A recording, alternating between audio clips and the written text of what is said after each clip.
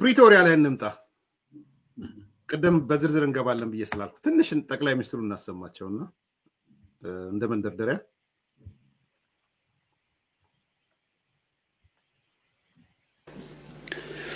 ፕሪቶሪያን በሚመለከት ፕሪቶሪያ እንኳን ትንሽ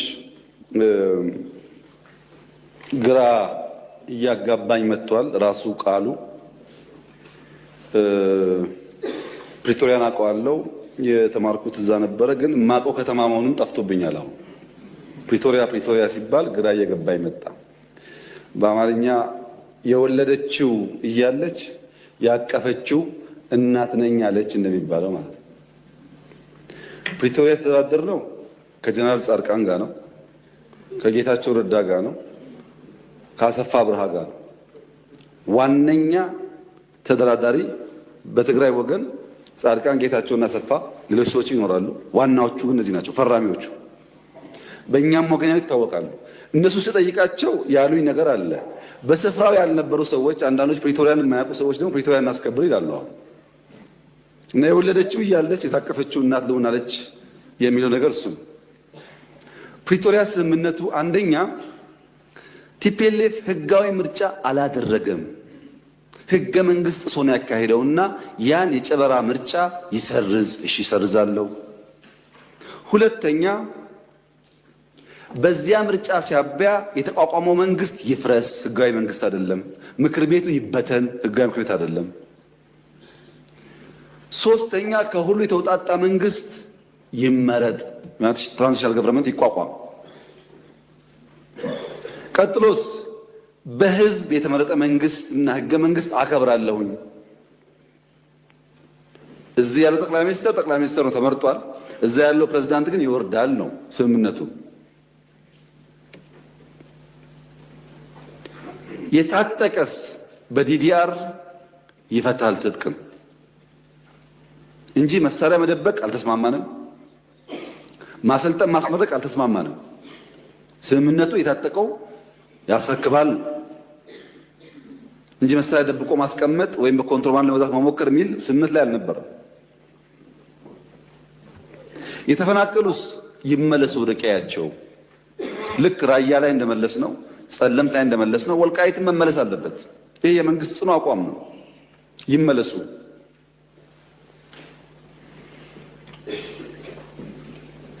የውጭ ጉዳይ፣ የጸጥታ፣ የመከላከያ ጉዳይስ የፌዴራል ስልጣን ነው። ማን ያለው? የራሱ የህወሓት ህገ መንግስት። እኔ አልጻፍኩም። የነሱ ህገ መንግስት የውጭ ግንኙነት በሚመለከት የፌዴራል መንግስትን ይመለከታል፣ መከላከያን በሚመለከት፣ ደህንነት በሚመለከት ፌዴራል ይመለከታል ይላል ህገ መንግስቱ። አልቀየርነውም፣ ታውቃላችሁ። እነሱ ስልጣን ላይ ያሉ የሚሰራ ህገ መንግስት እነሱ ሲወርዱ የማይሰራ መሆን የለበትም።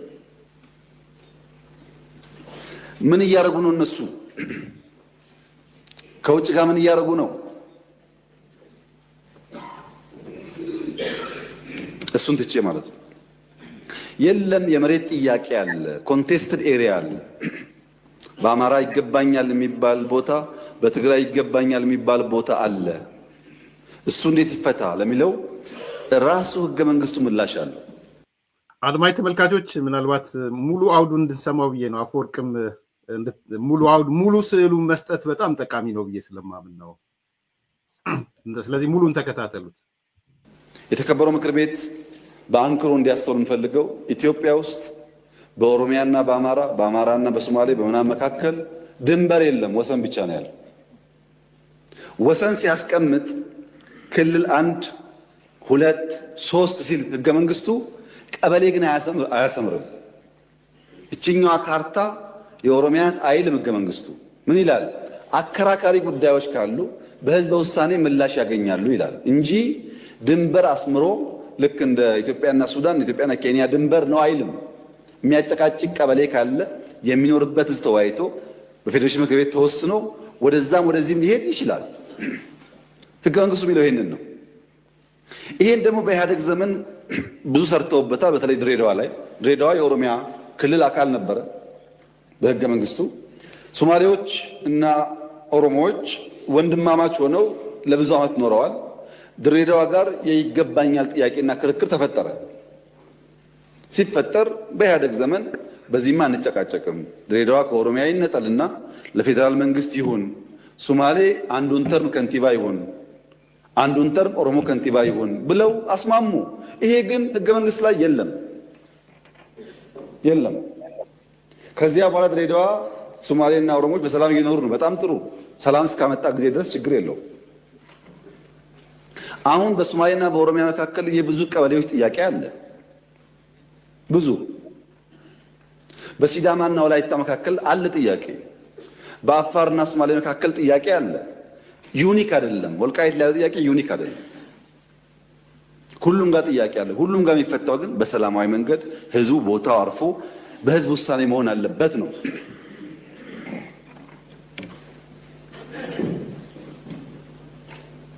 ህዝቡን ሆልድ አድርገው ይዘው አይመለስም ብለው የሚፈጥሩት ቀውስ ህዝቡ ላይ ችግር ከማምጣቱም በላይ ይሄንን ጥያቄ ራሱ በሚያስቡት መንገድም ቢሆን ላለማሳካት እንቅፋት ይሆንባቸዋል። ሰላማዊ መንገድ ብቻ ነው የሚያዋጣው። ለምሳሌ ወልቃይት የዛሬ 25-30 ዓመት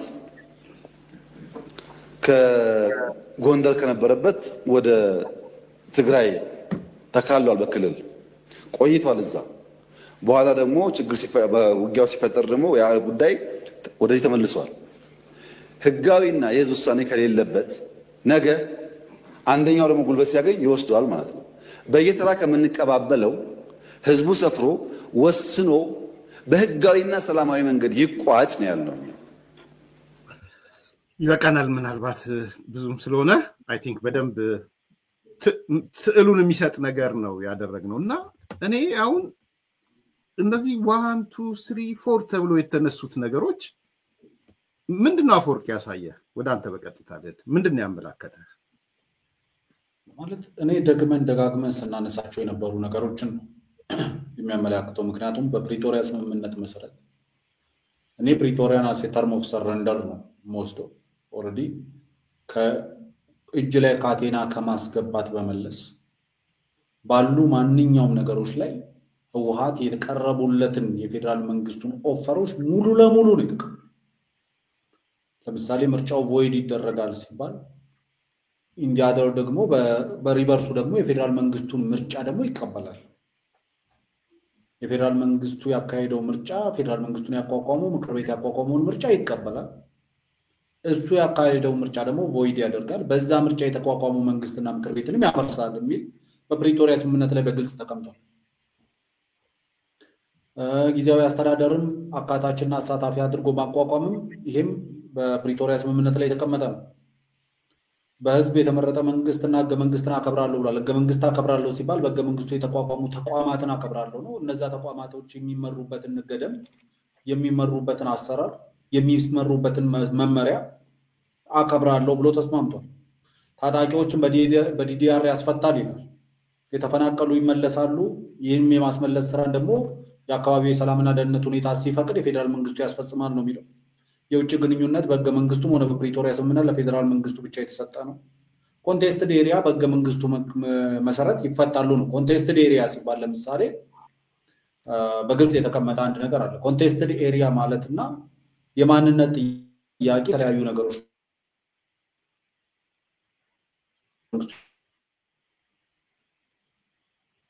ጥያቄ ዋናው በፕሪቶሪያ ስምምነት ላይ በግልጽ የተቀመጠው ፊት ለፊት ላይ ያለው እውነት የአከራካሪ አጨቃጫቂ የሆነ የይገባኛል ጥያቄ ያለባቸው መሬትን በተመለከተ በህገ መንግስቱ መንገድ ይፈታል ነው እንጂ የሚለው መሬቶቹ ወደ ነባር ክልላቸው ይመለሱና ከዛ በኋላ ያ ክልል ሪፈረንደም አካሂዶ በህዝበ ውሳኔ መሬቱ አቅጣጫ ይለይለታል አይደል።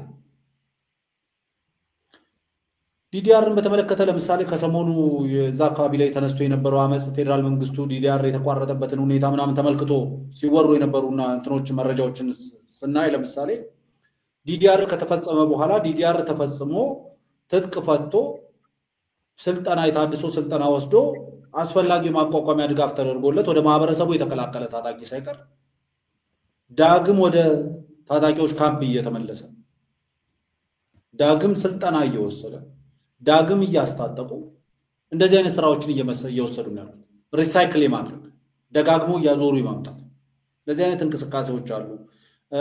ትጥቅን በተመለከተ ትጥቅ የመደበቅ ትጥቅን የማሸሽ እንቅስቃሴዎች አሉ። ከውጭ መንግስታት ጋር የመተባበር የመተዛዘል ግንኙነቶችን የመፍጠር ነገሮች አሉ። በምርጫ ወይም ደግሞ አሳታፊና አካታች ጊዜያዊ መስተዳድር ማቆም ላይ ሙሉ ለሙሉ ህወሓት ዶሚኔት ያደረገው ጊዜያዊ መስተዳድር ቆሞ ጠቅላይ ሚኒስትሩ እነዚህ ሁሉ ነገሮችን ያነሱበት ዋነኛው ምክንያት በህወሓት በኩል ከፕሪቶሪያ ስምምነት የሚጠበቅበትንም አንዳችሁንም አላደረገም ለማድረግም እንብዛም ፈቃደኛ አይደለም የሚለው መደምደሚያ ላይ ነው የደረሱት። ለምሳሌ ፕሪቶሪያን በተመለከተ ተደራዳሪ አድርገው የላኳቸው ሰዎች የፌደራል መንግስቱ መርጦ ይወሰዳቸዋል። ለምሳሌ ፕሬዚደንት የጊዜያዊ መስተዳድሩን ፕሬዚደንት በመሾም ውስጥ ዶክተር ደብረጽዮን በመጡበት ሰዓት ላይ አይ ደብረጽዮን አልቀበልም ሌላ ወጣት ላኩ የሚል መከራከሪያ ነበር። ተደራዳሪዎችን ግን ራሳቸው አዋቅረው እኛን እንደ ክልልም እንደ ድርጅትም እኛን ወክለው ተደራድረው ጥቅማችንን ሊያስጠብቁልን ይችላሉ ያሏቸውን ሰዎች ወደ ሴሸልስም ወደ ጅቡቲም ወደ ፕሪቶሪያም ልከዋል። እነዛ ተደራዳሪዎች በሚችሉት ልክ አቅማቸው ዕውቀታቸው በፈቀደው ልክ መሬት ላይ የነበረው ነባራዊ ሁኔታ በፈቀደላቸው ልክ ተደራድረው መስጠት የሚችሉትን ሁሉ ሰጥተው እዛ ስምምነት ላይ ደርሷል። ያ ስምምነት የወከሏቸው ሰዎች ያንን ስምምነት ተቀብለው የማስፈጸም ግዴታ ይጥልባቸዋል። ዛሬ ጀነራል ጻድቃን ጠቅላይ ሚኒስትሩ እንዳሉት አቶ ጌታቸው ረዳ አቶ አሰፋ አብርሃ እያልን ብንጠራቸው የፕሪቶሪያ ስምምነት ሲፈረም የፈረሙት ሰዎች አብዛኞቹ ጣታቸውን ለፕሪቶሪያ ስምምነት መስተጓጎል ለትግራይ ህዝብ አሁንም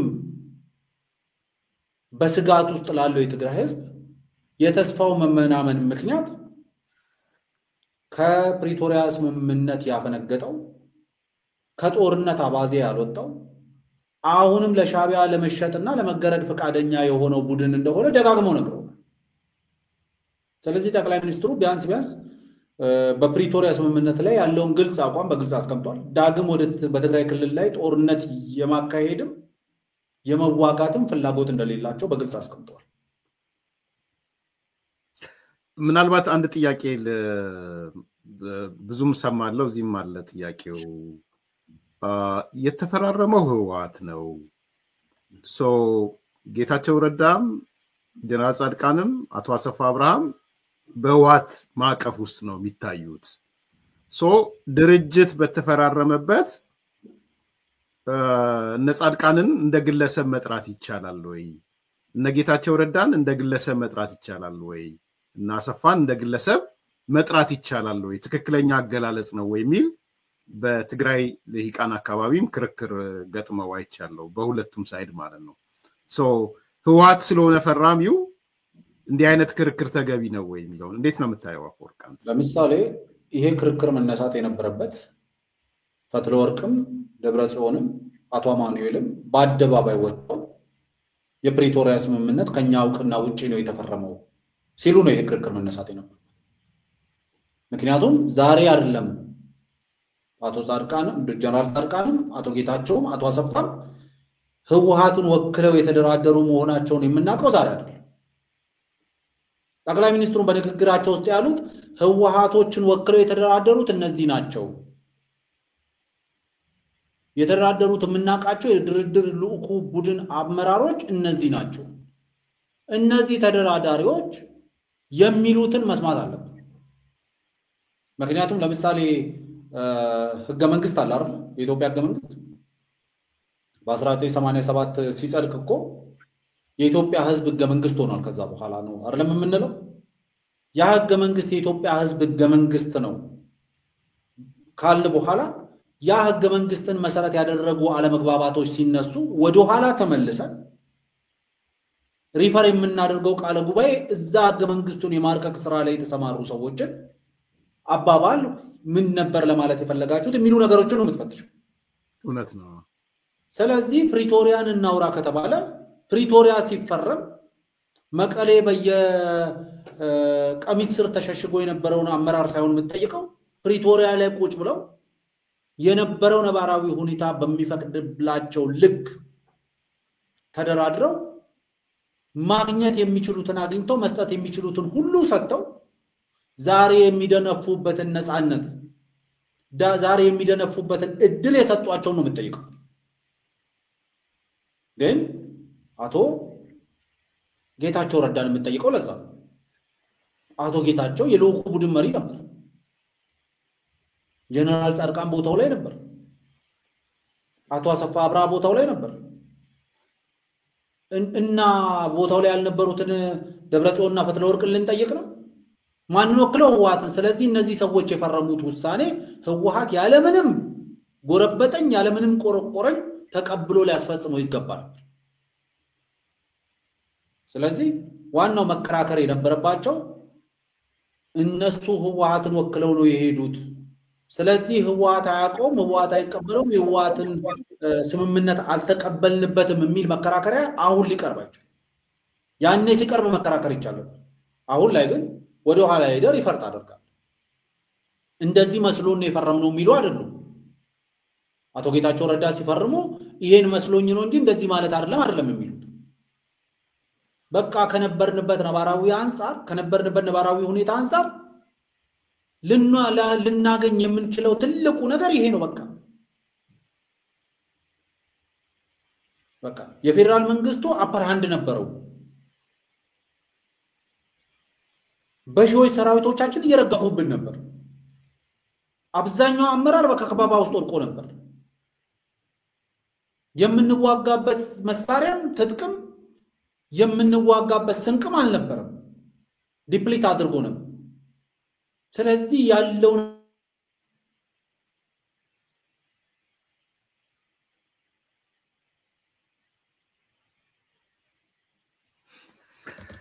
መሰረት ጥሩ ጥያቄ ነው ያነሳሽው።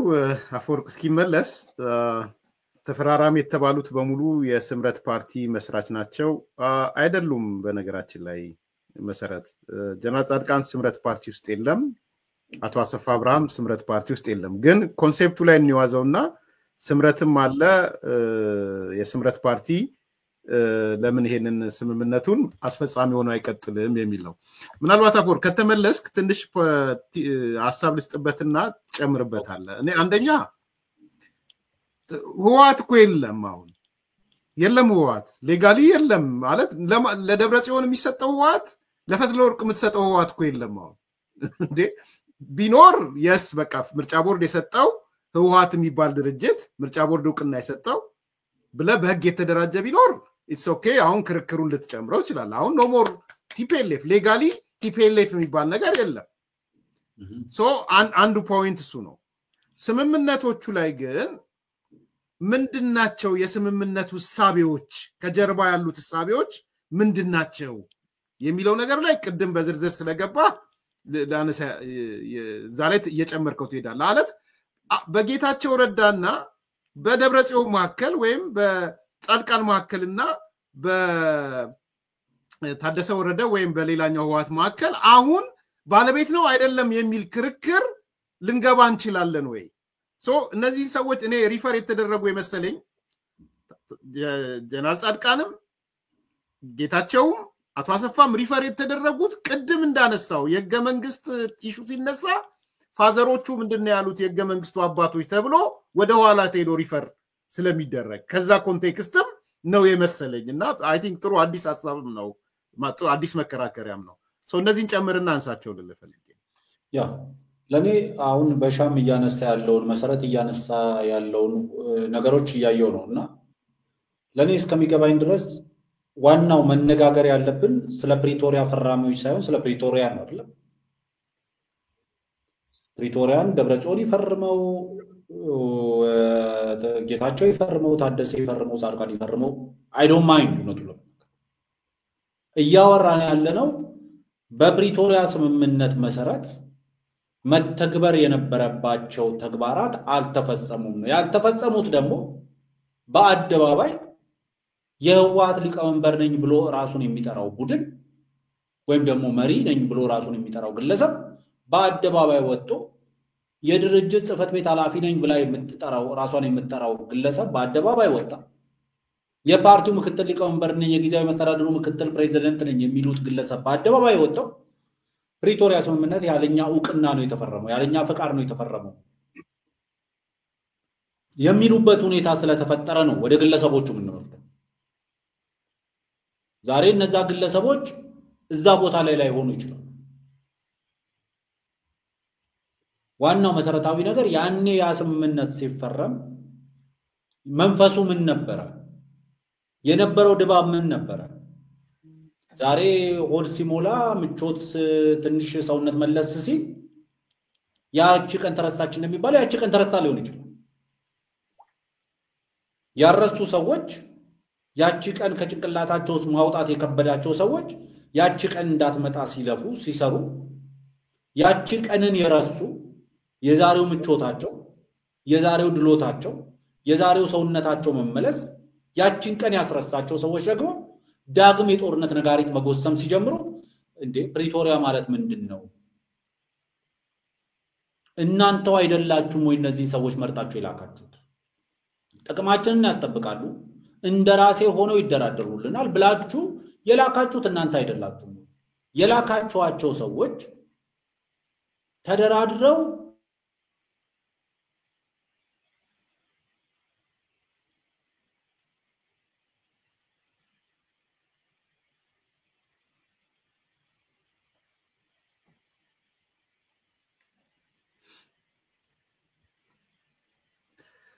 አማንሁን በሻቲ የፈራሚዎችን ያባራ አንጃ በሳታው ስምምነት ሊተገበር ብል ይቻላል ወይ በቅድሚያ ስምምነቱን ከፈራሚዎቹ ተረዱ ቢባል ስተት ነው ወይ ጠቅላይ ሚኒስትሩ ያን ይመስለኛል እንትኑ መንፈሱ የሚባለው ነው መንፈሱ የሚባላል አሁን አስተዋውሳለሁ የህገ መንግስቱ መንፈስ የሰማያዊ ፓርቲ ነው የአንድነት ፓርቲ አባል የነበረው አሁን እንደውም የትግራይ ተወላጅ ነው የጻፈው መጽሐፍ አለ ማን ነበር ስሙን ደረሳው ነው እንዴ በጣም አሪፍ ወስዶ የህገ መንግስቱ አባቶች ምንድነው ያሉት ህገ መንግስቱ ላይ አስራት የሚባለው አስራት አንድነት ፓርቲ ነው አይደል እሱ የመጽሐፍ አለ የህገ መንግስቱ መንፈስን ከጸሐፊዎቹ የምናረጋግጥበት ነገር ይሰራል እሱን ነው አሁን አፈወርቅ አንዱ ያነሳለው ቀጥል አፈወርቅ ይሰማል አዎ ይሰማኛል ኦኬ ይሰማል ስለዚህ ዋና ወደ ኋላ የተመለስንበት ጉዳይና አቶ ጌታቸው አቶ ጀነራል ጻድቃን አቶ አሰፋ ያልን ስም መጥቀስ ላይ የተመጣው በስምምነቱ ላይ ስምምነት መድረስ ስላልተቻለ ዲዲአርን አላስፈጽምም ያለ ተፈናቃዮችን አግቶ የያዘ ኮንቴስትድ መሬቶችን ወሮ ለመያዝ ዝግጅቱን አጠናቅቅ ያለው እያለ እየፎከረ ያለ ኃይል አለ ስለዚህ ይሄ ኃይል ትላንትና በሰላሙ ጊዜ በእነሱ ሰላም ጊዜ በትግራይ ህዝብ ጦርነት ጊዜ አብረዋቸው ጋር ሲተራሱ የነበሩ አብረዋቸው ከነሱ እኩል መስዋዕትነት ከነሱ እኩል እንግልት ከነሱ እኩል ለጥቃት ተጋላጭ የሆኑት ወንድሞቻቸው ትላንትና ታምነው ፕሪቶሪያ ተልከው ነበር ፕሪቶሪያ ደርሰው ይዘውላቸው የመጡት ነገር ይሄ ስምምነት ልንከራከር የምንችለው ምርጫው ቮይድ ይደረጋል ምርጫውን ተከትሎ የተቋቋሙ መንግስትና ምክር ቤቶች ይፈርሳሉ ሚሉ ተፈጽሟል አካታችና አሳታፊ ጊዜያዊ መስተዳድር እንዳይፈጠር ግን ከፍተኛ ጥረት ተደርጓል አሁን ከ80% በላይ አንድ ፓርቲ የሚቆጣጠረው ጊዜያዊ መስተዳድር ተቋቋመ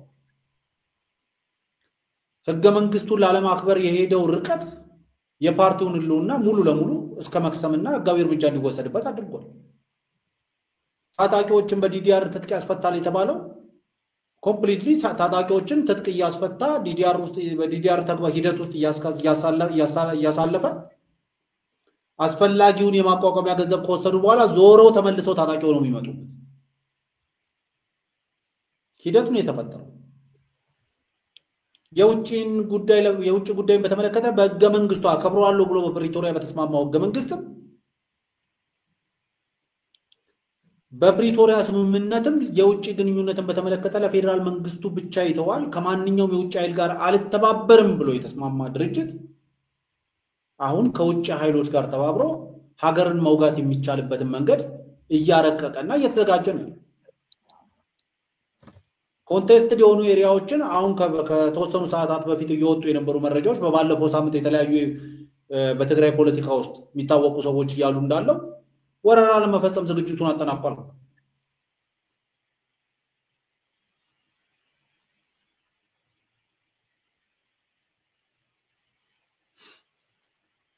በሻ የአፈወርቅን ሐሳብ እቀበላለሁ። እነጌታቸው በተወያይ ወገን ካፓሲቲ ሳይሆን በስምምነቱ ለህዝብ የሚጠቅምና አንዱ ተወያይ ወገን ይህን ለማድረግ ስለማይፈልግ እኛ እንደ ስምምነቱ እንፈጽማለን ማለት ይቻላል። አፈወርቅ የአሁን መረጃ ነው አሁን ያነሳኸው? አዎ ኦልሬዲ ወደ እየተጨበጠ የመጣው አሁን ነው። ከተወሰኑ ሰዓታት በፊት ነው የሰማሁት፣ ግን በባለፈው ሳምንት ጀምሮ በተለያየ መንገድ እየደረሱ የነበሩ መረጃዎች ናቸው። ስለዚህ በዚህ ሰሞን በአጭር ጊዜ ውስጥ በወልቃይት አካባቢ ጋር ጥቃት ሰንዝሬ የተያዘብኝን መሬት ወርሬ ይዛሉ የሚል እንቅስቃሴ እያደረገ ያለ ኃይል ነው። የሚገርሙ ናቸው። ምናልባት እዚህ ጋር የመጨረሻ ዙር እናድርገውና ከዚህ ጋር ተያያዘ ይሄ ሰሞኑን የተጀመረው ይሄ ጌታቸው ረዳ ወልቃይት ወይም ወደ ሁመራ የሄደበት ከነ ኮሎኔል ደመቀ ጋር የተገናኘበት ከነዚህ ከወልቃይት አማራ አስመላሽ ምናምን ጋር የተገናኘበት መድረኩ ከእንደገና ደግሞ እኔ ባለኝ መረጃ ይሄ እንደ አዲስ ኮሚቴ አይነት ነገር የመደራጀት አለ በፌደራል ደረጃ እንደ አዲስ እና ያ ደግሞ ሰላም ሚኒስትር ያለበት እነዚህም የአማራ ክልል ያለበት እነ ጌታቸው ያሉበት ያኔ ታስታውስ ከሆነ ብሔራዊ ኮሚቴ ወይም ሀገራዊ ኮሚቴ እንደተባለው እሱን የሚመስል ይዘት ያለው እንደ አዲስ አንቀሳቅሰውታል። ያ ምንድነው የተፈለገው? በእንትኖች ተፈናቃዮች በግለሰብ ደረጃም ለመምጣት ፍላጎት አላቸው። በቃ መጨረሻ ጊቭ አፕ አድርገዋል ባለው መረጃ። ስለዚህ የሚመጡትን እንቀበላለን የሚል እንቅስቃሴዎች ተጀምረዋል። ይሄ ደግሞ የመጨረሻ ካርዳቸው ነው ለቲፒኤልኤፎቹ። ቲፒኤልኤፍ የሚለው እንግዲህ በኮቴሽን ያዙልኝ ለነ ደብረጽዮን ለነ ፈትለወርቅ በጥሰዋቸው ከወጡ ካርዳቸው በሙሉ ያልቃል። ስለዚህ ምናልባት ይሄ የጦርነት ጭላንጭሎቹ አሁን መግለጫም አውጥተዋል ህወሓቶች ፕሪቶሪያ ይከበር፣ ተናጥላዊ ተፈናቃይ መመለስ ህገወጥነት ነው ምናምን የሚል ጌታቸው ረዳ ደግሞ መጥቶ ይመለሳሉ ግን አስተዳደሩ መመለስ አይችልም ብሎ የቀድሞ አስተዳደር መመለስ አይችልም ብሏል። ስለዚህ እዚች ጋር ያለችውን ፖይንት እናንሳት። ለምንድነው አሁን የተሯሯጡት? ኢቭን ወደ ጦርነት ሊገቡ ከሆነ ለምንድነው ሮጦ ሊገቡ ያሰቡት የሚለው ነገር ከተፈናቃዮች ጋር የተሳሰርም ወይ? አፈወርቅ ሐሳብ ስጥበት። እንደ ፖለቲካል ካፒታል ኦልሬዲ ህወሓት እጄ ላይ ያሉኝ የሚላቸው የፖለቲካ ካፒታሎች አንደኛው ተፈናቃዮች ናቸው። ተፈናቃዮችን አግቶ በመያዝ ለተለያዩ ማህበረሰቦች ለተለያዩ የድርጅቶች ይኸው ተፈናቃዮቹ አልተመለሱም፣ ለሁለት ለሶስት ዓመት በድንኳን ውስጥ እየኖሩ ነው፣ ፀሐይና ብርድ እየተፈራረቀባቸው ነው የሚል ፕሮፓጋንዳ ለመስራት ታስቧል።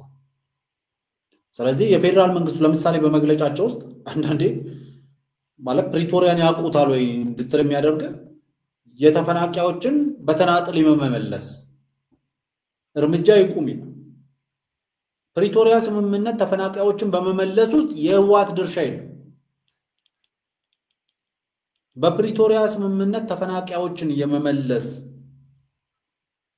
የአካባቢዎቹ ጸጥታ አስተማማኝ ነው ብሎ ሲያምን ለፌደራል መንግስቱ የተሰጠ ስልጣን ኤግዛክት በፕሪቶሪያ በግልጽ ማለት ነው። በፕሪቶሪያ ውስጥ ተፈናቃዮችን በመመለስ ውስጥ ህወሓት ድርሻ የለም።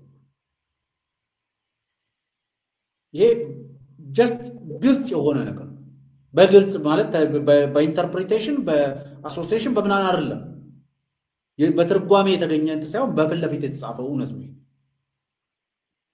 ተፈናቃዮችን ግን አግቶ በመያዝ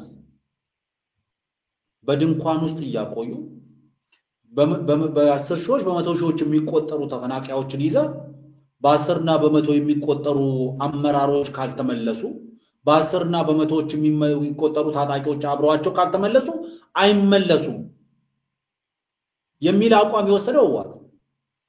ስለዚህ የፌደራል መንግስቱ ለዚህ ሌላ አማራጭ ማዘጋጀት ነበረበት። አሁን የፌደራል መንግስቱም አቶ ጌታቸው ረዳ ወደ ወልቃይትና ወደ ሌሎቹ ተፈናቃዮች ወደሚመለሱባቸው አካባቢዎች ያደረጓቸውን እንቅስቃሴዎች ስታይ የነዛ እንቅስቃሴዎች ዋነኛው ዓላማ ተፈናቃዮች የተፈናቀሉባቸው አካባቢዎች እነሱ ለመቀበል ዝግጁ መሆናቸው ከተረጋገጠ እነዛ የተረጋገጡትን አካባቢዎች ላይ ይኖሩ የነበሩ ተፈናቃዮች በድንኳን ውስጥ ከመኖር ነውና ወደ ቀያችሁ ተመለሱ። አስፈላጊውን የጸጥታ ጥበቃ የፌደራል መንግስቱ ያደርጋል። አስተዳደርን በተመለከተ ማንም አካል አይደለም የሚሾምላቸው ራሳቸው ናቸው የሚፈጥሩት። ህወሓት ከመቀሌ ለወልቃይት አስተዳደር የሚሾምበት ዘመን አብቅቷል። እሱ ሊኖር አይችልም። ራሳቸው ተፈናቅለው ወደ ቀያቸው ሲመለሱ በተመለሱበት አካባቢ እነሱን የሚመስል ከነሱ አስተዳደር ይመሰርታል። ያ አስተዳደር አካባቢውን ኖርማላይዝ ካደረገ በኋላ የፌደራል መንግስቱ በመንግስቱ በሚፈቅድለት መልኩ በእነዚህ አካባቢዎች ላይ ያሉ ይገባኛል ጥያቄዎችን ይመልሳል ማለት በህገ መንግስቱ መሰረት። አሁን ያሉ መጣደፎች ምንድናቸው ከተባለ ይሄ ነገር መሬት ላይ ከወረደና ተፈናቃዮቹ አስፈላጊው ድጋፍ ይደረግላቸዋል፣ የተፈናቀላችሁበት አካባቢ እናንተን ለመቀበል ዝግጁ ነው፣ ሰላምና ጸጥታው ተረጋግጧል፣ ደህንነታችሁን የሚጠብቅ የጸጥታ ኃይል ተሰማርቷልና ኑና ወደ ቀያችሁ ግቡ፣ አስፈላጊውን ድጋፍ አደርጋለሁ ካለ የፌደራል መንግስቱ እነዛ ታጣቂ ተፈናቃዮች ወደ ቀያቸው የሚመለሱበት እድሉ ከፍተኛ ስለሆነ ያለው የተሻለው አማራጭ እነዛ ሰዎች ለመቀበል ዝግጁ የሆኑ አካባቢዎችን ወደ ጦር ቀጠና መመለስ። ስለዚህ አካባቢ ላይ የጦር ጥቃት መስንዘር ማለት ነው፣ ተፈናቃዮቹ እንዳይመለሱ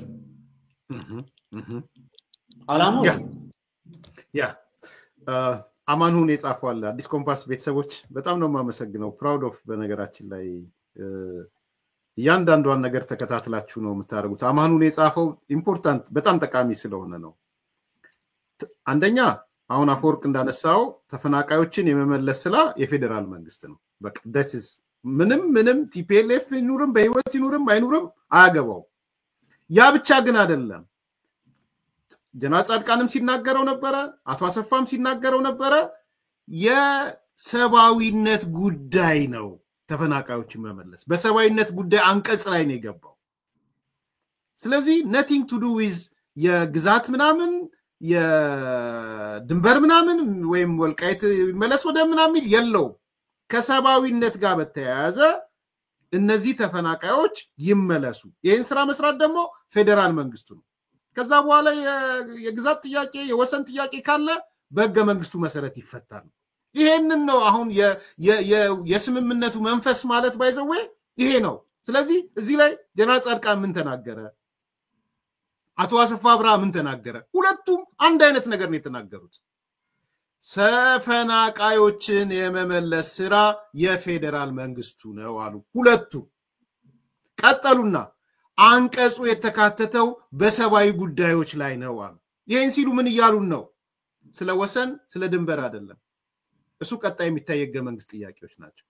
ኮንቴስትድ ኤሪያ የሚባለው ከህገ መንግስቱ ጋር የተሳሰረ ነው።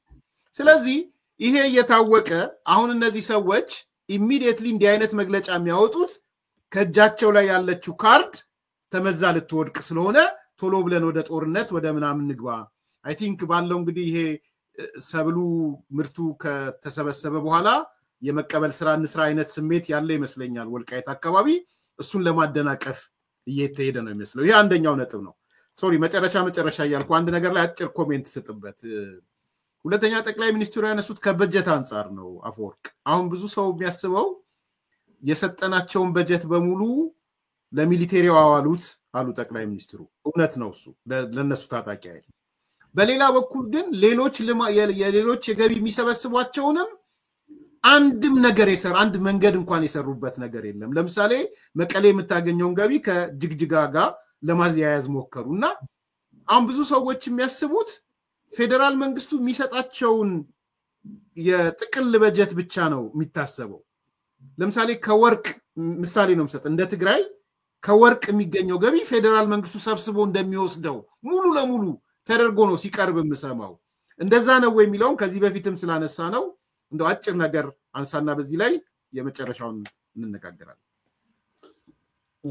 ብዙ ጊዜ ያው እንግዲህ ጠቅላይ ሚኒስትሩም ሲያነሱት በተደጋጋሚ በሌላም መድረክ የመንግስት የስራ ኃላፊዎች ሲያነሱት የነበረው አቶ ጌታቸው ረዳም ሌሎችም የጊዜያዊ መስተዳድሩ የስራ ኃላፊዎች የነበሩ ሰዎችም ደጋግመው ሲያነሱት አንዱና ያለው አብዛኛው ከፌዴራል መንግስቱ የሚመደበው በጀት ለታጣቂ ኃይሉ ይውላል የሚል ነገር ነበር እና ብዙዎቻችን ትኩረት የምናደርገው ከፌዴራል መንግስቱ የተሰጠው በጀት ላይ ነው። ግን ክልሉስ ከራሱ ከክልሉ ውስጥ የሚፈጠር ደግሞ ገቢ አለ። ያ ገቢ ወደ ፌዴራል መንግስት ፈሰስ የሚደረግ ገቢ አለ። አብዛኛው እዛው አገልግሎት ላይ የሚውል ነው። ያ በጀት የመምህራንን ደሞዝ አልከፈለም። ያ በጀት የህዝብ አገልጋዮችን ደሞዝ አልከፈለም። መሰረተ ልማቶችን አልገነባም። ያ በጀትም ተጨምሮ ያ ገቢም ተጨምሮ ለታጣቂ ቡድኑ ነው ያለው። ለምሳሌ ሶማሌ ክልል ብትሄድ አሁን የኢኮኖሚ መነቃቃቱ እንጂ ትንሽ ያነቃቀው የነበረው አብዛኛው ኢኮኖሚው በጣም ውስን በሆነ የጅጅጋ ክፍል ላይ የነበረ ኢኮኖሚ ነው። አብዛኞቹ እነዚህ ከዚህ ቀደም በኢህአዴግ ጊዜ አጋር የሚባሉ ድርጅቶች ይመሯቸው የነበሩ ክልሎች አብዛኞቹ ገቢያቸው በጣም ጥቂት ነበር። በፌዴራል መንግስቱ ድጎማ ነበር የሚቀጥሉት። የትግራይ ክልል ከነዚህ የተሻለ የገቢ አቅም ነበር። አሁንም ከአብዛኞቹ የተሻለ የገቢ አቅም አለ። ይህንንም ገቢውን ግን እያዋለ ያለው ሰራዊት ለማስታጠቅ፣ ሰራዊት ለማሰልጠን፣ ሰራዊት ለመቀለም። ስለዚህ ለኔ አሁንም ደጋግመን የምንለው የትግራይ ክልልም ሆነ የትግራይ ህዝብ ጦርነትን የሚሸከምበት ጫንቃ አለው ብያላም ነው። በጦርነት የሚፈታ መፍትሄ ይኖራል ብያላስብም። የሚመጣ መፍትሄ ይኖራልም ብያላስብም። ያለው ብቸኛ አማራጭ ወደ ቀልብ ተመልሶ አንዳንዴ ራስንም መስዋዕት ማድረግ የሚያስፈልግ ከሆነ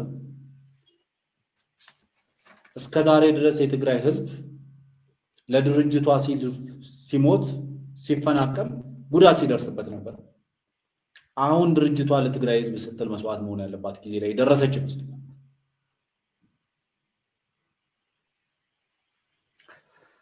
ጥሩ አንድ ቪዲዮ ወደ የሚቀጥል የመጣ ማጠቃለያ አንድ ትንሽ የጠቅላይ ሚኒስትሩን ከኤርትራ ጋር የተያያዘውን ላሰማና ወደ መጨረሻ ማጠቃለያ ሀሳቦች እንሰጣለን። ቀይ ባህር በሚመለከት መላው ኢትዮጵያ ህዝብ የተከበረው ምክር ቤት በአንክሮ እንዲያይ የምፈልገው ነገር አለ። እኛ የቀይ ባህር ጉዳይ ህጋዊ፣ ታሪካዊ፣ መልክዓ ምድራዊ እና ኢኮኖሚያዊ ጥያቄ ነው ብለን እናምናለን። ይሄ ጥያቄ አንዳንዱ ነገ ካልተመለሰ ይላል፣ አንዳንዱ ነገ እኔ ስመጣ ካልጀመርኩት ይላል። ሁለቱም አያስፈልግም። ቀይ ባህርን ኢትዮጵያ ለማጣት 30 ዓመት ከዚያ በላይ የወሰደ ትግል ነበር። ታውቃላችሁ። በ30 ዓመት ትግል ውስጥ በብዙዎች ርብርብ ነው ኢትዮጵያ ያጣችው። ሌላ 30 ዓመት ያስፈልጋታል ብዬ ግን አላስብም። በተረጋጋ መንገድ፣ በሰከነ መንገድ በውይይት መሄድ በጣም አስፈላጊ ነው። የፈለገ ብንወያይ ግን ለማጣት የፈጀብን 30 ዓመት ለማግኘት ይፈጅብናል ብዬ ግን አላስብም። ጊዜው ግን በቂ ስለሆነ በተረጋጋ መንገድ ማየት ያስፈልጋል። ምክር ቤት የኢትዮጵያ ሕዝብ እንዲያዩ የምፈልገው ግን ጥያቄው ስናነሳ አንዳንድ ሾርት ስለሆነ ሚሞሪው ዛሬን ብቻ ስለሚያስብ ትንሽ ዳራውን ልስጣችሁ። መጀመሪያ ኢትዮጵያን የቀይ ባህር አክሰስ ያሳጣው ውሳኔ ማን ወሰነው? ካቢኔው ይሆናል ብለን የካቢኔውን ዶክመንት ብናገላብጥ የለም፣ ካቢኔው አያውቀውም። አይ የለም ምክር ቤት ይሆናል የወሰነው ብለን ብንወስን ምክር ቤቱም አልነበረ፣ ምክር ቤት አያውቀውም ውሳኔው። የለም የኢትዮጵያ ሕዝብ ሪፈረንደም ወስኖ እንዳይሆን እንዳይባል ነበርን እኛም ያኔ። የኢትዮጵያ ሕዝብ ያልወሰነው ተወካዮቹ ያላዩት ቢያንስ ከአስፈጻሚ ካቢኔ ያላየው ውሳኔ ማን ወሰነው? ማጣትን የሚያክል ነገር ያጣንበት መንገድ ህጋዊነት ችግር እንዳለው ማሳያው ተቋሞች አልገቡበትም። ካቢኔው አያውቀውም። አንድ ገጽ ወረቀት ማግኘት አልቻልንም። እንዴት እንዳጣ ነው የሚያስረዳ እና ህዝብ የማያውቀው ፓርላማ የማያውቀው ካቢኔ የማያውቀው የኢትዮጵያን የባህር አክሰስ ውሳኔ የሚያሳጣ ነገር የወሰነው ማን ነው የሚል ጥያቄ ማንሳት እንዴት ስህተት ሊሆን ይችላል? ካለ ይነገረን። ከሌለ ግን ይሄ ጉዳይ ይሄን አንስቶ እንደ መድፋት አይደለም፣ የህልውና ጉዳይ ነው። ማን ወሰነው? ይሄ ነው ጥያቄው። እዚህ ጋር ሁለት ችግሮች አሉ። አንደኛው የተዛባ ትርክት ውጤት ነው። የሚገባንን መጠየቅ ነውር አድርጎ የሚያስብ የሚገባንን ማንሳት ትክክል አይደለም ብሎ የሚያስብ እሳቤ፣ ይሄ ደግሞ የትርክቱ ውጤት ነው። ግን ለእናንተ ለማስታወስ እንዲሆናችሁ ከግጭቱ በኋላ በኢትዮጵያና ኤርትራ መካከል ሰላም ሲፈጠር መጀመሪያ ነው ወደ አስመራ ተጉዤ በኋላ የኤርትራው ፕሬዝዳንት ወደ ኢትዮጵያ ሲመጡ የመጀመሪያው መድረክ ያደረግነው ሚሊኒየም አዳራሽ ነው። ብዙ ህዝብ አለበት። በላይቭ ቲቪ ሁላችሁ ወይ ነበራችሁ ወይ ሰምታችኋል። ካልሰማችሁ አሁን ገብታችሁ ዩቲዩብ ላይ ስሙት። የመጀመሪያው ስብሰባ አሰብ ነው የሚለው እሳቸው ባሉበት ለህዝብ በሚገባው ልክ የረስታችሁን ለማስታወስ ብቻ ነው። ኤርትራ ስመላለስ አስመራን ካየው በኋላ ከክቡር ፕሬዝዳንቱ ጋር አሰብ መሄድ ፈልጋለሁ ብዬ አሰብ ሄጄ ነበረ። አሰብ ባህሩ ጋር ቆመን ያወራነው ምንድን ነው? ስለ ፖርት ነው። ተመልሳችሁ ማየት ትችላላችሁ። የት? ኤርትራ ምድር ውስጥ።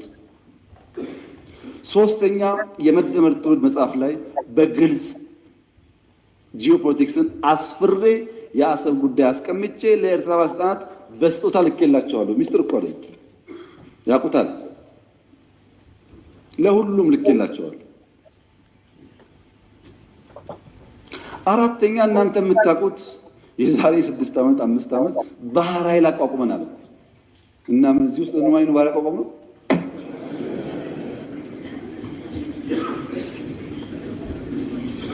ለምን ሰዎች ይሄን ደምሮ ማየት እንደሚቸገሩ አይገባኝም። ኢትዮጵያ ቀይ ባህር እንደሚያስፈልጋት ከለውጡ በፊትም እናምን ነበር፣ እንናገር ነበር። ያኔ መደመጥ አንችልም። ከጀመርንበት ቀን አንስቶ ግን ንግግሩ አለ። ያ ንግግር ግን ሰላማዊ መሆን አለበት። የተከበሩ እንዳነሱት ከኤርትራ መንግስት ጋር ተስማምተን ከዚህ ወደ አሰብ ሄደው መንገድ ጠግነን አልቆኛ እንከፍታለን ጠግነን ነበር። ከጠገን በኋላ ችግር አለብን፣ ፖርቱ ተዳክሟል አሉ። አሁን አንዳንዶች ልክ ጸቡ እንደ ኦቨርናይት የመጣ ያስለሰዋል። እንደዛ አይደለም ታሪኩ፣ ስለማንናገረው ነው። መንገድ ጠግነን ከጨረስን በኋላ ፖርቱ ችግር አለበት ሲሉ የጋራ ወዳጅ የሆነ ሀገር ለምነን ጄኔሬተር እና ክሬን በእርዳታ ወደ ኤርትራ እንዲመጣ አድርገን አሰብ ፖርት ሲደርስ የኤርትራ መንግስት አልፈልግም ብሎ መለሰ። ያኔን የገባን ይሄ ነገር ለከተስፋ ያለው የሚለው መንገድ ጠገን ለምንም ብናመጣም ፍላጎት አልነበረም። ወደ ኤርትራ ልክ እንደ ሱዳን ልክ እንደ ጅቡቲ በእኛ ውጪ ፓወር ትራንስሚሽን ቀጥለን ፓወር እንስጣችሁ ጄኔሬተር አትጠቀሙ ብለንም ቆይ እናስብበት ነው የተባለው።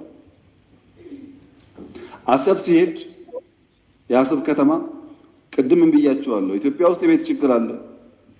1.5 ሚሊዮን ቤት መገንባት አለብን ብያችኋለሁ። አሰብ ሲሄድ ቤት አለ፣ በር አለ፣ ሰው የለም።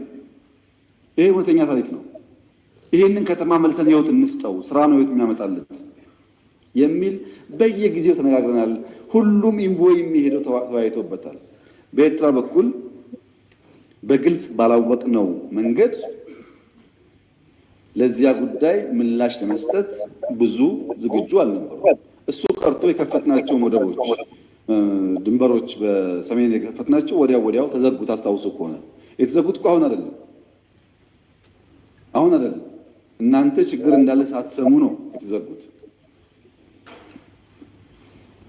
እና የኤርትራ ህዝብ አሁንም ወንድም አፈወርቅ ሙሉን ሄደው ያዳምጡት እንዳንል በጣም ማለት ሙሉ ስዕል የሚሰጥ ነው ብዬ አስባለሁ። ግን ስትሰማው ምን ተሰማህ የሚለውን አንድ ፖይንት ባይ ዘ ዌይ ይሄ እኔ ጋር ሰማያዊ ስለሆነ ነው ግሪን ስክሪን የመደመር ትውልድ የተባለው በግልጽ ተቀምጧል የሶስተኛው መጽሐፍ ላይ እና ምን ይላል መሰለ ገጽ 261 ላይ ከመካከለኛው ምስራቅ ሀገራት ጋር የሚኖሩ ግንኙነት የሚፈጥረው ብዙ እድል አለ።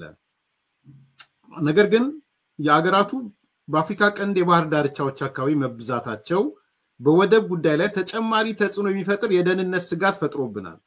ከዚህም አልፎ የሀገራቱ ሽኩቻ በአካባቢያችን ሊፈጥረው የሚችለው ስጋት እንዲሁም በመካከለኛው ምስራቅ የሚነሱ ግጭቶች በሀገራችንና በቀንዱ ላይ የሚፈጥሩት ተጽዕኖ በትኩረት ሊጤን ይገባዋል።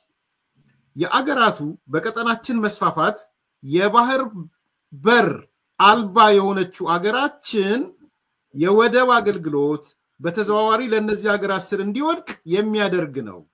በመሆኑ አገራችን የወደብ አማራጭን ለመፈለግ የምታደርገው ጥረት በማጠናከር ሊደርስባት የሚችለውን ተጽዕኖ መቀነስ አለባት። ከዚያም በተጨማሪ በቀጠናውና በባህር አካባቢ እየሰፋ የመጣው ወታደራዊ እንቅስቃሴ የሚፈጥረውን ስጋት ለመቀነስ ብሔራዊ ጥቅምን ለማስጠበቅ የሚያስችል ተገዳዳሪ ኃይል ሆኖ ለመውጣት ትልቅ አቅም መፍጠር ያስፈልጋል። ከዚህ ጋር ተያይዞም ሁለንተናዊ ወታደራዊ አቅም መገንባትና የባህር ኃይል ግንባታን በልዩነት ማጠናከር አስፈላጊ ነው ይላል። ይሄ የመደመር ትውልድ መጽሐፍ ነው፣ ሶስተኛው መጽሐፍ ማለት ነው። ከዛ በተረፈ ዛሬም የአሰብ ጉዳይ ላይ በጣም ኢንተረስቲንግ ጽሁፍ ማንበብ የፈለጋችሁ ሰዎች ሆርን ሪቪው ላይ ዶክተር ታደሰ ብሩ ከሲሞ በጣም ኢንተረስቲንግ ጽሁፍ ጽፈዋል። ሄዳችሁ ተከታተሉት። እኔ እንኳን አውቀዋለሁ ጽሁፉን ከ7-8 ዓመት በፊት አውቀዋለሁ። ባይዘው የተወሰነው ኮንቴንት ግን አንብቡት። እዛ ላይ የአሰብን ምን እንደሚመስል ሆርን ሪቪው ላይ በደንብ ጽፈውታል። ዶክተር ታደሰ ብሩ የኢሳት ትምህርት ብልጭታ አዘጋጅ የነበሩ ሰው ናቸው። የፕሮፌሰር እንትን ናቸው፣ አስተማሪ ናቸው። የግንቦት ሰባትም ከፍተኛ አመራር የነበሩ ናቸው። ሶ እዛ ላይ ሄዳችሁ ስለ አሰብ የተነሳውን አሁን ፕራይም ሚኒስትሩ ያነሱትን እንዴት ኤክስፕሬስ ሆኖ እንደተገለጸ የዶክተር ታደሰ ብሩ ላይ ታገኙታላችሁ።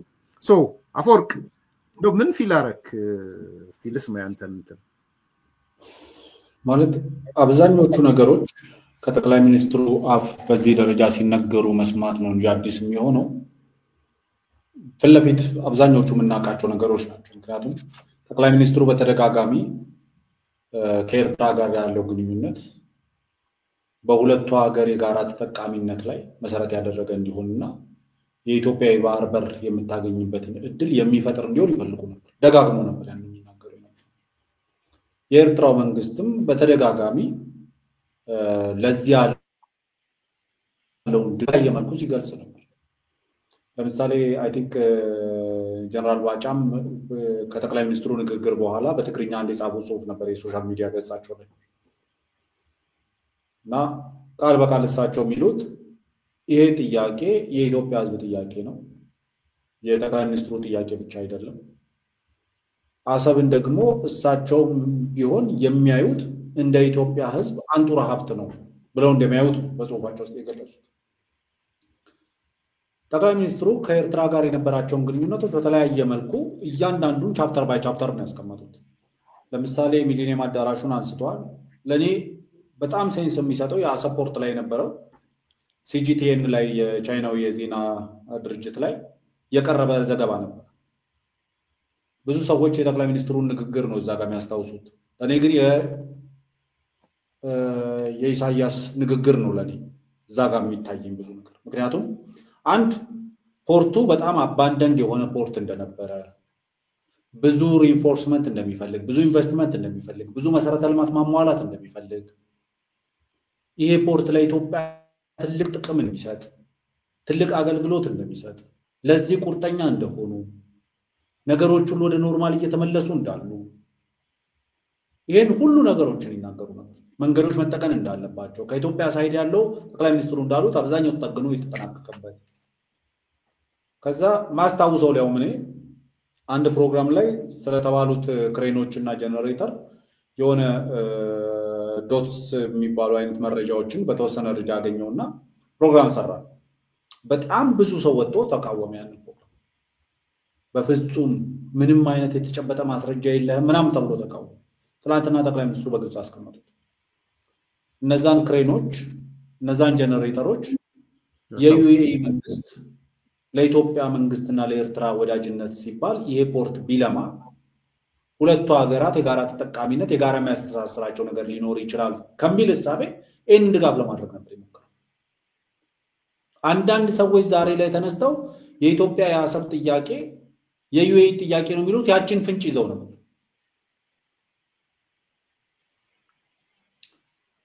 ደግሞ ደጋግሞ ጠቅላይ ሚኒስትሩ ስለ ባህር በር አንስተዋል። ጠቅላይ ሚኒስትር ከመሆናቸው በፊትም ጠቅላይ ሚኒስትር ከሆኑ በኋላ የመንገድ ጥገናን በተመለከተ ለፖርቱ አስፈላጊ ፋሲሊቲዎችን በማሟላት በተመለከተ በጣም ብዙ ነገር ተደርጓል። ኤርትራ በጀነሬተር ከምትጠቀም በኤሌክትሪክኛ ኮኔክት እናድርጋቸው በራሳችን ወጪ ነው ጭምር የኢትዮጵያ መንግስት ያለው በራሳችን ወጪ እንደዛ እናድርግላቸው ነበር። ይሄንም ለመቀበል ፈቃደኛ አይደለም። ለኔ የኤርትራ መንግስት አንድ የሚያስታውሰኝ እንትን አለ። ነፍሳቸውን ይማረውና የቀድሞ ወዳጄ ሻምበል ለማ ጉያ አርት ጋለሪ ውስጥ አንድ ስዕል ነበር። አሁንም ሶሻል ሚዲያ ላይ ዛሬ ስፈልገው ላይም ስዕሉን አግኝቼው ነበርና ኤርሚ ወይ ልክልሃለሁ። እና ያ ስዕል የተሰቀለ ቋንጣ አለ። ድመቷ ቋንጣውን እያየች ቋንጣውን ትጠብቃለች ወይም ትንጠራራለች የማትደርስበትን ቋንጣ ለመያዝ። ከስር ደግሞ አይጦችም ምናምኖችም ወተት ይደፋሉ እንደዚህ ይላሉና ስዕሉ ለኔ ገላጭ ነው። የሻዕቢያ መንግስት የኢትዮጵያ መንግስትን በአሰብ እያታለለ አሰብን አገኛለሁ፣ አሰብን ያካፍሉኛል፣ አሰብን ይሰጡኛል፣ አሰብን ይመልሱልኛል የሚል ተስፋ እያደረገ እነሱ እንደፈለጉ የኢትዮጵያ ኢኮኖሚ ውስጥ ገብተው ማንቦጫረቅ ነበር የፈለጉት።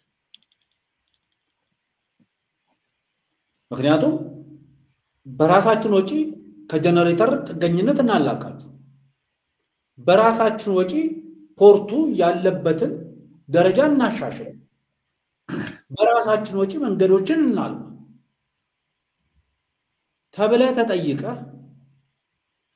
በቃል ደረጃ ሳይሆን ፖርት ክሬንና ጀነሬተር የጫኑ መርከቦች ወደቡ ላይ ሲደርሱ አይወርድም ይዘው ይመለሱ የሚል እርምጃ ስትወስድ በጣም የሻዕቢያ መንግስት ለኢትዮጵያ የወደብ አገልግሎት ለመስጠትም የባህር በር ለመፍቀድም ፈቃደኛ እንዳልነበር ያሳይ ነበር። ጠቅላይ ሚኒስትሩ አንድ በአንድ ያነሷቸውን ቅድም በንግግራቸው ውስጥ የሰማናቸውን ነገሮች ከፈተሽናቸው አንድ ኤርትራ ሀገር ስትሆን የሄደችበት ሂደት ህጋዊ መሰረት የለውም ነው። ህጋዊ መሰረት የለውም። በህግ የኢትዮጵያ ህዝብም የኢትዮጵያ መንግስትም የተሳተፈበት ነገር የለም። ይሄ ደግሞ የብርጭቆ ውሃ የመድፋት ያክል ቀላል አይደለም። የሀገር ህልውና አደጋ ውስጥ የከተተ ውሳኔ የቱ ውሳኔ ምንም አንድ ገጽ ማስረጃ አጣንበት ያሉት ውሳኔ ማለት ነው። ስለዚህ ጀስት መስመር በመስመር ማንበቡን ትተን ቢትዊን ዘ ላይን ካነበብ ነው ጠቅላይ ሚኒስትሩ እያሉ ያሉት የኢትዮጵያ ህዝብ የወሰነው ውሳኔ የለም። የኢትዮጵያ መንግስት የወሰነው ውሳኔ የለም። ስለዚህ ኢትዮጵያን ባህር በር አልባ ያደረገው ውሳኔ ኤርትራን ሀገር ያደረገው ውሳኔ ነው። ያ ውሳኔ ደግሞ ህጋዊ ሂደቱን የጨረሰ ህጋዊ ሂደቱን የተከተለ ውሳኔ አልነበረም። ስለዚህ ጠቅላይ ሚኒስትሩ አሁን ኔክስት ስቴፕ አደባባይ ላይ ወጥተው እንዲነግሩን የምንጠብቅ ካልሆነ በስተቀር በግልጽ እየተናገሩ ያሉት እናንተ ማስረጃ ካላችሁ አቅርቡ፣ ሰነድ አለ የተጻፈ ሰነድ አለ የምትሉ ከሆነ አቅርቡ።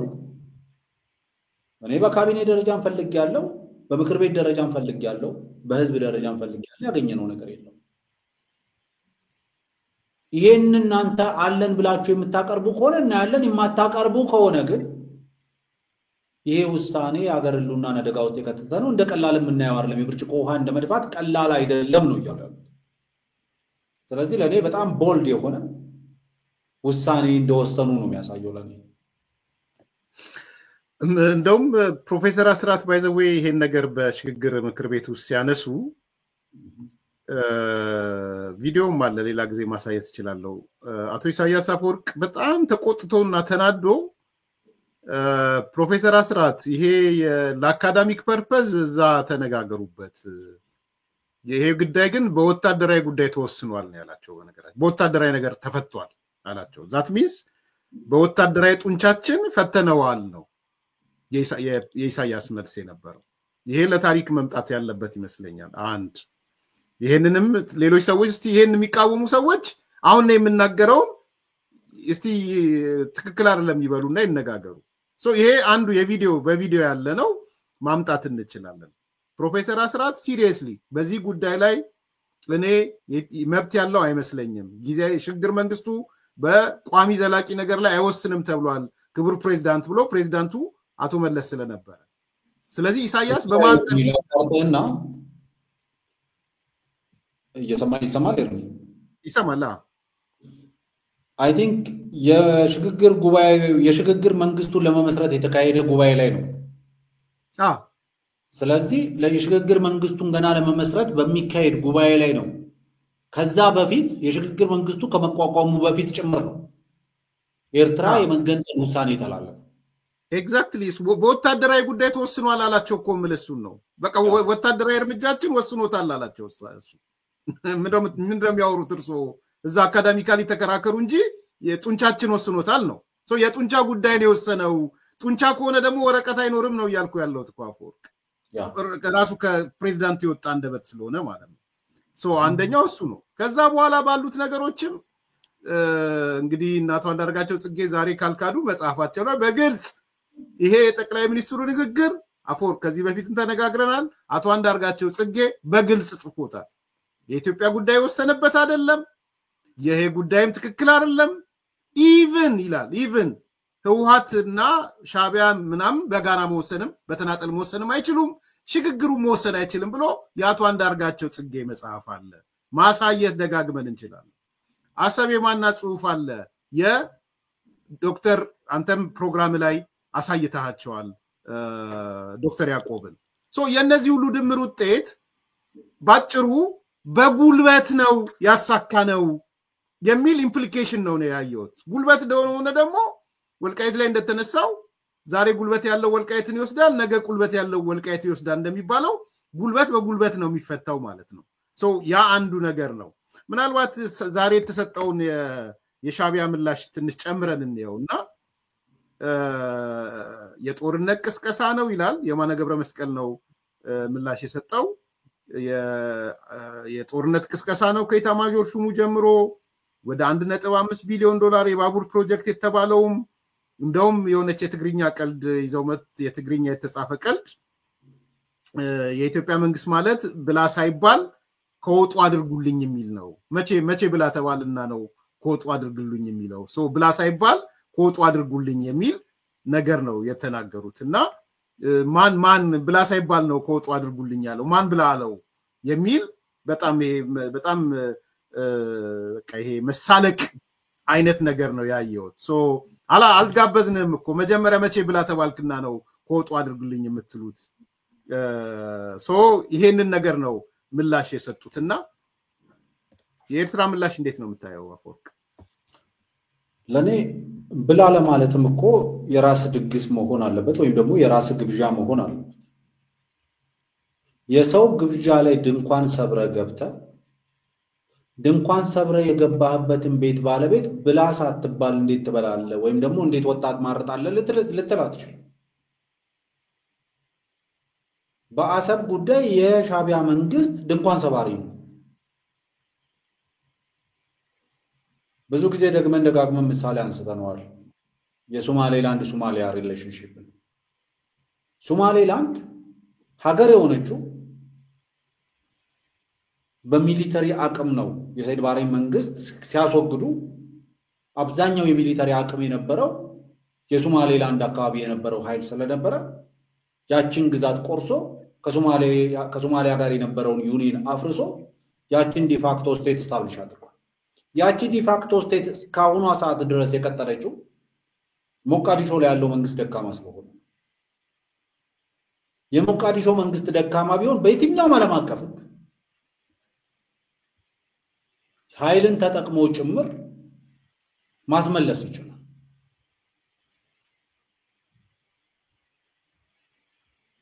በህጋዊ መንገድ በሪፈረንደም ማደርላንድ ሪኮግኒሽን ኢትዮጵያ ሰጥታ የተባበሩት መንግስታት ዕውቅና ሰጥቶ ሌሎች ሀገራት እንደዚህ አድርገው የሚባለው ነገር የለም ያሉ ነው ያሉት አሁን ሻቢያዎች ናቸው። በጉልበታችን ነው ሀገር የፈጠርነው፣ በደማችን ነው ሀገር የፈጠርነው። በዚህ መልኩ ያገኘው ሉዓላዊነት አሁን ዲፌንድ ታደርገዋለህ ወይ ነው? አሁን ከኢትዮጵያ ልትከላከለው ትችላለህ ወይ? ሪቴን ልታደርገው ትችላለህ ወይ ነው ጥያቄ።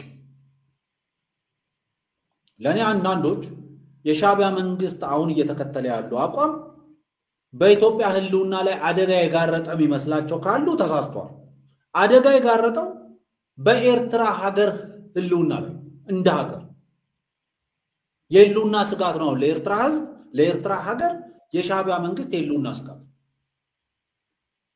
ምክንያቱም ገፍቶ የኢትዮጵያን የባህር በር ጥያቄ በፍትሃዊና ተገቢ በሆነ መልኩ ተቀብሎ ማስተናገድ ሲገባው ከተነቃ ይቀራላ በሚባለው መልኩ መመለስ ሲገባው ያንን ለመከላከል የሄደበት ርቀት የኤርትራ ህዝብ ላይ የኤርትራ እንደ ሀገር የህልውና አደጋ ላይ ጥሏቸዋል። ስለዚህ መታወቅ ያለበት ነገር አዎ ሁላችንም ደጋግመን ስንለው የነበረው ኤርትራ ዲፋክቶ ስቴት ነች። ዲፋክቶ ስቴት ማለት ምን ማለት ነው? ሌጋል ፕሮሲጀሩን ተከትላ ያልተፈጠረች ሀገር። ስለዚህ ሌጋል ፕሮሲጀሩን ተከትላ የተፈጠረች ሀገር አይደለች። ሌጋል ፕሮሲጀሩን ተከትሎ ኢትዮጵያ ባህር አልባ አልተደረገች፣ ባህር በር አልባ አልተደረገች። ስለዚህ ይሄንን ሁሉ ነገሮችን አንስተን የመጨረሻው ውሳኔ የሚሆነው የኢትዮጵያ መንግስት ኤርትራን በታጣቂዎች ቁጥጥር ስር እንደተወደቀች ግዛቴ እንጂ እንደ ሉዓላዊት ሀገር አላውቃትም ሊል የሚችልበት እድል ሰፊ ነው። ለምሳሌ ብዙ ሀገሮች እኮ አሉ። ታይዋንን መውሰድ እንችላለን። ለምሳሌ ታይዋን በማኦና በከሱ ተቃራኒ ቆሞ ይዋጋ በነበረው ኃይል መካከል በዛ ጦርነት የኃይል አፈግፍጎ ታይዋን ላይ መሸገ ዴኒማው ሰራዊት ያንን ጦርነት መጨረስ ስላልቻለ ባለበት ቆመ። ስቲል ግን ታይዋን የግዛት አካል ነች ይላል። ታይዋን ዴፋክቶ ስቴት ነች፣ በታጣቂ ቡድን ቁጥጥር ስር የቀረች ዴፋክቶ ስቴት። ሶማሌላንድም ተመሳሳይ ነች። ሰይድ ባሬን በማስወገድ ጦርነት ውስጥ የሰይድ ባሬ ሰራዊት ሲፈርስና መንግስት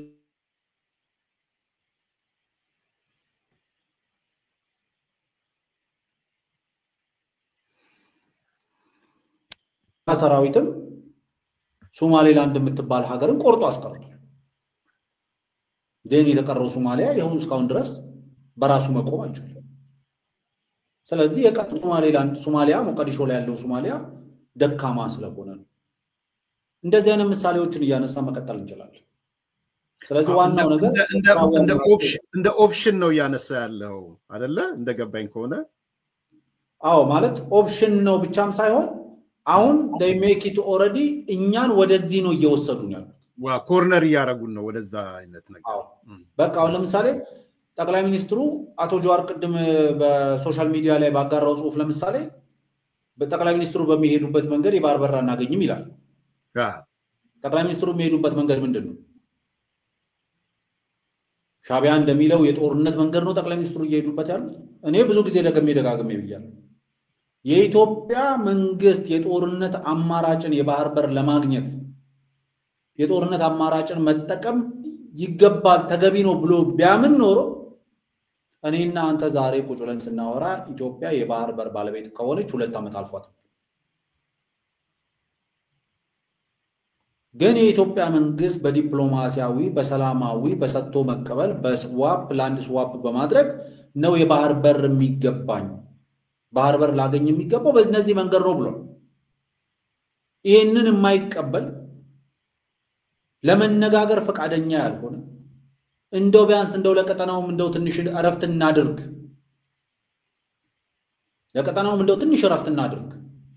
ስለዚህ እንደው ወደ ሶማሌላንድ ምን ይስ ሲባል ባንዲራ እንኳን የሚያሰራበት ጊዜ አጥሮ ሶፍት ጨርቅ ላይ ለጥፎ የሶማሌ ባንዲራ ነው ብሎ የሶማሌ መንግስትን ካይሮ ደግሞ የግብጽ መንግስትን ጠርቶ ኢትዮጵያ ላይ ማስተባበር ላይ ነው።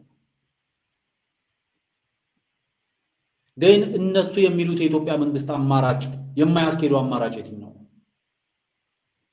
የሰላማዊ አማራጩን አያስኬድም እያሉ ያሉት? አዎ አሁን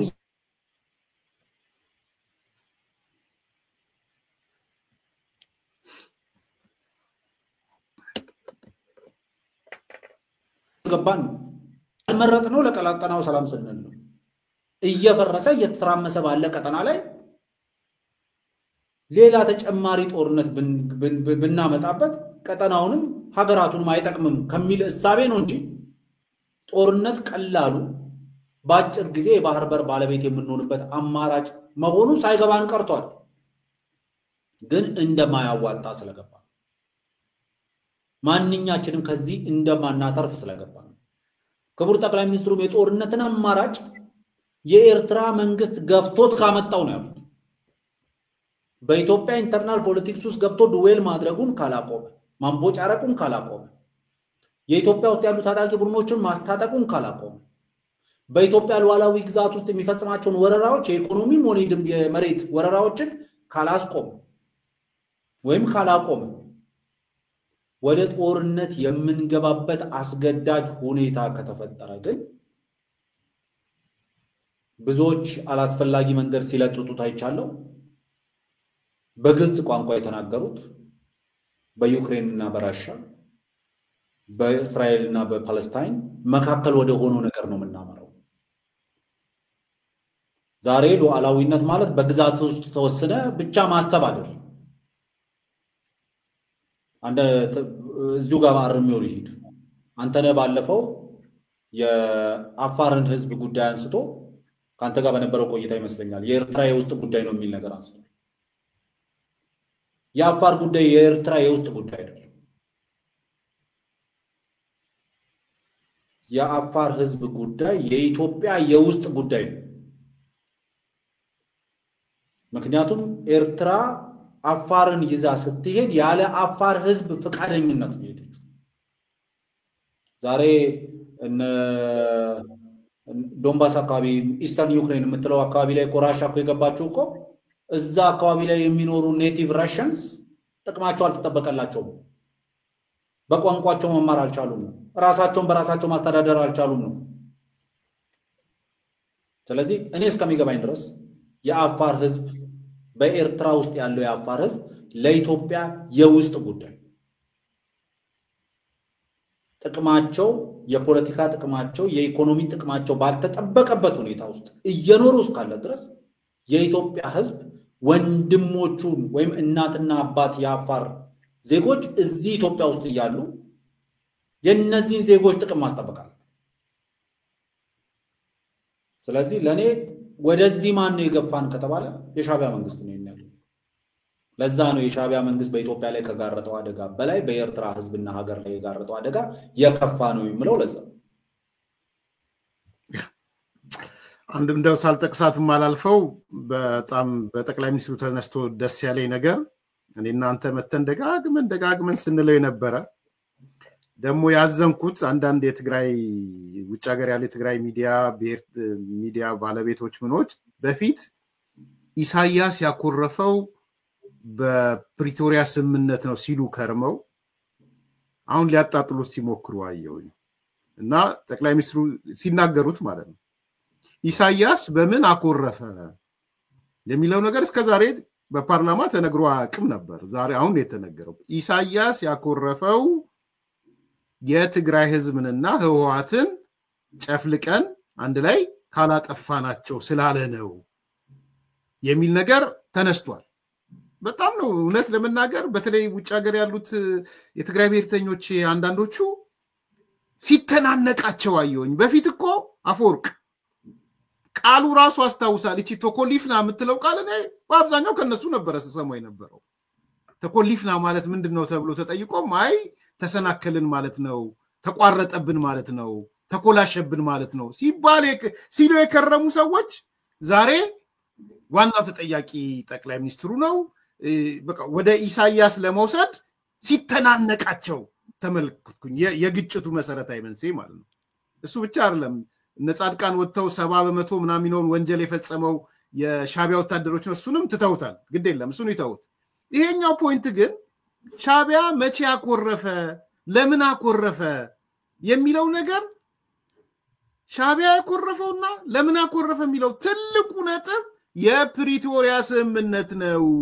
የሚለውን ተነግሯልና እንደው አንድ ደቂቃ ካለ እሱን አንሳና ማጠቃለያ ሰተን እንጨርስ እንደው ዛላነሳው መሄድ ስላልፈለኩ ነው ያ አንዳንዴ የሻቢያ መንግስት ያደረገውን መርሳት ከባድ ነው ኢትዮጵያዊ ሆነ ደግሞ በዛ ላይ ትግራዋይ ሆነ የሻቢያ መንግስት ያደረገውን ነገር መርሳት ከባድ የሻቢያ መንግስት በመሪው ደረጃ በአደባባይ ወጥቶ እኮ በትግራይ ህዝብ ላይ የፖለቲካ እጥበት መፈጸም አለብን ያለው ብዙ ጊዜ ደጋግመን አንስተናል ዲናዚፊኬሽን በጀርመን ህዝብ ላይ እንደተካሄደው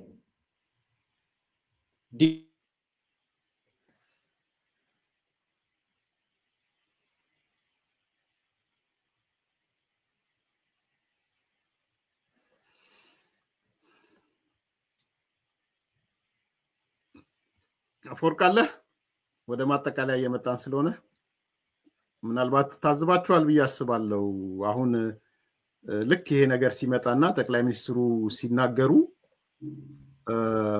ሻቢያ የኮረፈበት ምክንያት የፕሪቶሪያ ስምምነት ነው ትግራይን ካልጨረስን ህዋትን ካልጨረስን ሲሉ ምን አይነት አስተያየት እየሰጡ እንደሆነ ያያችሁ ስለሆነ ነው ስለገረመኝም ነው አፎርቅ ተመልሳል ተናገረውና አጠቃለ ምን ላይ እንደደረስኩ ምን ላይ እንዳቆመብኝ አላወቅኩም አይ ከጅምሩ አንሳው ዲናዚፊኬሽን የናዚን ማስመሰል ነገር የሻቢያ መንግስት በትግራይ ህዝብ ላይ ያደረገው የቅርብ ጊዜ ትዝታም አለ የሩቅ ጊዜ ትዝታም አለ በአደባባይ ተወጥቶ ነው በትግራይ ህዝብ ላይ የፖለቲካ አጥበት መፈጸም አለብኝ ፖለቲካል ላውንደሪ መፈጸም አለብኝ የተባለው በአደባባይ በመሪ ደረጃ ላይኳት ከተባለ ዲናዚፊኬሽን ጀርመኖች ላይ ጀርመንን ከናዚ የፖለቲካ ፍልስፍና የማጠብ ዘመቻ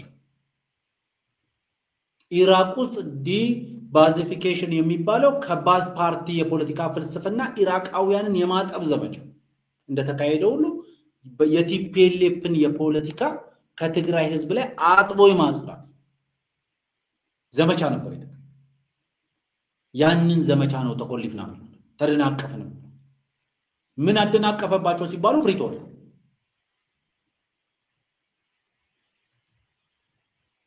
ያ ፕሪቶሪያ ስምምነት መፈረም ዛሬ በሀገር ውስጥም በሻቢያ በኩልም ያለውን ትርምስ ፈጥሮታል የጎራ መደበላለቁ ፈጥሮታል የኢትዮጵያ መንግስት ወደዛ ጦርነት ውስጥ የገባው ህግ ማስከበር ስለነበረበት ህግና ስርዓት ማስከበር ጦርነትን መሸሽ በሚቻለው ልክ ተሸሽቶ እነ ያየሰው በአደባባይ ወጥቶ በመጽሐፋቸው ውስጥ የጻፉት ታሪክ እኮ ሰራዊቱ እስኪጠቃበት እስኪጨፈጨፍበት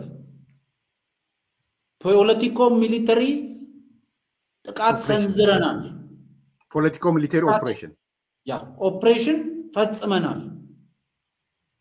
እነ ሴኮ በአደባባይ ላይ ወጥቶ መብረቃዊ ጥቃት ሰንዝረናል እስከሚሉበት ሞመንት ድረስ ተደጋጋሚ የፌደራል መንግስቱ ወደ ጦርነት ጎትቶ ለማስገባት ርብርብ ተካሂዷል ያ ጥቃት ሲሰነዘር ግን የፌደራል መንግስቱ ህገ መንግስታዊ ስርዓቱን ከአደጋ የመከላከል ሰራዊቱንም የማዳንም ግዴታ ስለነበረበት ወደዛ ጦርነት እጁን ተጎትቶ ሰራዊቱ በተኛበት ተጨፍጭፎ ወደዛ ጦርነት ውስጥ ገብቷል የፌደራል መንግስቱ ወደ ጦርነቱ የገባው ህግና ስርዓት ለማስከበር ነው ህገ መንግስቱን ለማስከበር የሻቢያ መንግስት በህዋቶች የሚሳኤል ግብዣ ጭካኔው ስለሚታወቅ የሻቢያ መንግስትን በሚሳኤል ብንጋብዘው ይመጣል። ከመጣ ደግሞ ምን ሊያደርግ እንደሚችል ስለሚታወቅ በሚሳኤል ግብዣ የሻቢያ መንግስት ገብቷል። ምን ለመስራት? ፖለቲካል ላውንደሪ ለመስራት፣ ዘረፋ ለመስራት፣ በሽተኞችን ሳይቀር በብርጌድ እያደራጀ ሴቶችን መድፈር ስራ ለመስራት፣ ኢንዱስትሪዎችን ዲስማንትል እያደረገ እያወላለቀ ለመዝረፍ፣ እነ ርስቴ ደግሞ መሬት የማስመለስ ዘመቻ ነበር ሲያደርጉ ነበር። ስለዚህ ሶስት በአንድ ወገን የቆሙ የሚመስሉ ግን ሶስት እርስ በርሱ የሚቃረን የፌደራል መንግስቱ ህግና ስርዓቴን አስከብሬያለሁ ወደ ቀልባቸው ተመልሷል። ስለዚህ በውይይትና በድርድር ችግሩን መፍታት ከቻለ ህዝቤም ይተርፋል እኔም አተርፋለሁ ብሎ ባመነበት ሰዓት ላይ ፕሪቶሪያን ፈርሟል። ፕሪቶሪያ ሲፈረም ለምን አላስፈቀደኝም የሚል ኃይል ነው። ፕሪቶሪያ ሲፈረም ለምን የሻቢያ መንግስትን አላስፈቀደም? ለምን የሻቢያ መንግስት ይሁንታ አልጠየቀም? በአጋዥነት ገብቻለሁም ካለ እኔ ባደኩበት እንግዲህ አካባቢ ጅጊ ወይም ደቦ የሚባል ነገር አለ። የጦርነት ጅጊ ተጠርቼ ነው የሚል አሁን ትርክት ማውራት ጀምሯል አይደል? የጦርነት ጅጊም ከተጠራ ለደቦ የተጠራውን ስራ ሰርተ ስታበቃ ባለቤቱ በቃ ከዚህ በላይ እንዲሰራልኝ አልፈልግም ካለ ስራውን ታቆማለህ። አይ ይሄንንማ ስራ ሳልጨርስልህ አልሄድም አትልም። የፌደራል መንግስቱ በሀገሪቷ የውስጥ ጉዳይ በተመለከተ ስምምነት ላይ ከማንኛውም አካል ጋር ለመድረስ የማንንም ፍቃድ አይፈልግም። ስለዚህ ለኔ በግልጽ ቋንቋ ዛሬ ላይ የትግራይ ህዝብን የፖለቲካ ውክልና አለን ለትግራይ ህዝብ የፖለቲካ ውክልናም የፖለቲካ ውግንናም አለን እየተባለ ከሻቢያ ጋር የሚደረግ ማንኛውም የፖለቲካ ትብብር የወታደራዊ ትብብር ለኔ ይዋ ሊደር እንጂ ሻቢያ ተደናቀፈብኝ ያለውን ተግባር እንዲቀጥል አስቻይ ሁኔታ ይፈጥራል። ምክንያቱም ጠቅላይ ሚኒስትሩ የተለያዩ ወታደራዊ አመራሮችን በግልጽ የተናገሩት አንድ ነገር አለ። የኢትዮጵያ ጂኦ ስትራቴጂክ ባላንጣ የምንላቸው ሀገራት የሻቢያ መንግስትን ጨምሮ የግብጽ መንግስትን ጨምሮ በቀጥታ ከኢትዮጵያ ጋር ጦርነት ገጥሞ ማሸነፍ እንደማይችሉ ያውቁት። የሻቢያ መንግስት በቀጥታ ከኢትዮጵያ ጋር ጦርነት ውስጥ መግባት ግብዓተ መሬቱን ከመፈጸም በራሱ እጅ ጉድጓዱን መቀበሪያ ጉድጓዱን ከመቆፈር የማይተናነስ ስህተት እንደሚሆን ያውቃል። ስለዚህ ያለው አማራጭ በትግራይ መሬት ላይ በትግራይ ህዝብ በትግራይ ወጣቶች የፌደራል መንግስቱን እረፍት መንሳት። ማንንም ሰው ቆም ብሎ በንጹህ ጭንቅላት ካሰበው ትላንትና ከፌደራል መንግስቱ ጎን ቆሜ ህወሓትን ወጋው ያለው ኃይል ዛሬ ከህወሓት ጎን ቆሜ ፌደራል መንግስትን ወጋለሁ ካለ እሱ ከተዋጊ ወገኖቹ ጋር አይደለም ፍላጎቱ ያለው ከጦርነቱ ጋር ነው ፍላጎቱ ያለው። ይሄ በቃ ሲምፕል